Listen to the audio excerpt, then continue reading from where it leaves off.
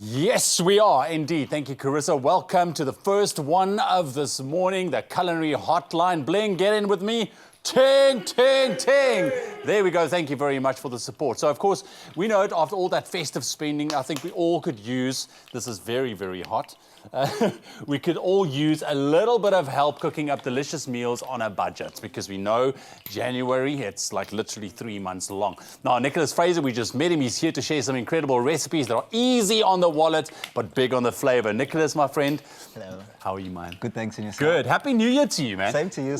Will you just organize that, because it's making me a little bit nervous. Don't worry. So what we're going to do is, like he said, we're going to be kicking off with a one-pan chicken and rice dish. And we can also do then a little bit later on a minced curry and then something sweet as well. And here's your opportunity to get involved and ask this talented young man a couple of questions. If you are wondering, if you have a bit of a conundrum in your kitchen, you can share your voice notes with us on our WhatsApp line 0634088863. It's good to have you, my friend. Glad to be back. Are you feeling rested and relaxed and ready? I am, actually. Yeah? I am. Fantastic. Yes. And I heard there's cookbooks hopefully on the way. Yes, and this you've year, got big plans. Definitely have to do some cookbooks this year. Well, one cookbook to start off, and then we'll just see from there how things go. So the thing is, with a cookbook, because there are a lot of cookbooks out there, right? So you got to find a niche.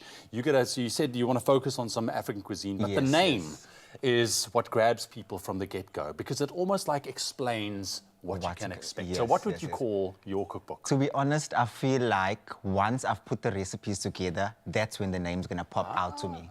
And that's what's going to sell. Right. You see this man. So you got to do it that way. He knows already. He's just not going to say it. Yeah. I know. Okay, my friend. So let's talk about this one-pan chicken dish. Yes. Because I love that. We need some delicious meals on a budget. We also want to look at going into the year eating healthier.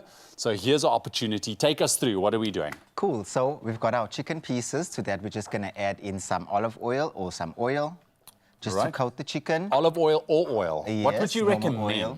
Olive oil. I'm a lover of olive oil, so definitely olive oil. Then we're just going to add a chicken spice of your choice, just to coat the chicken with that. And obviously give that a mix. Nice, Make sure your chicken is nice and coated. And I see you using different pieces of chicken. Yes. You can use chicken pieces of your choice. Always nice with the skin on, because that's going to give it a nice sear and a nice flavor. That nice flavor as well. Yes. So mix that through nicely, and then we can add this to our heated pan. That's a lovely chicken spice. So okay, now that's nice and hot. We made sure of that. Yes, it's very hot. Do you need it that hot? Yes, you do, because you want to get a nice color on the outside of the chicken. Right. So that's going to give it some flavor as well. Fantastic. So like I mentioned for you guys at home, if you are wondering, maybe you have a couple of ingredients in your cupboard and you're not 100% sure what you can do, this man is here. He can hopefully answer all your questions. So don't forget to send those voice notes. We would love to get to hear from you as well this morning. 0634088863. What can I do with a tin of baked beans and broccoli? I don't know. Let's see if Nicholas can answer it for us. So how long would you fry this now? So I'm going to cook this about halfway through. The main thing is to get a nice color on the outside, because later we're going to add in the rice and the chicken stock, and we're going to add the chicken back in. And that's when it's going to fully cook through. So first you kind of just halfway cook it. Yes. And it's also adding flavor to our pan as well. Right. Because, you wouldn't throw anything out. You would cook in it as is. Yes. Does it go in the oven? No, we're going to cook everything on the stove pot. So we're going to add a lid on the top, and then it's going to cook. Yeah.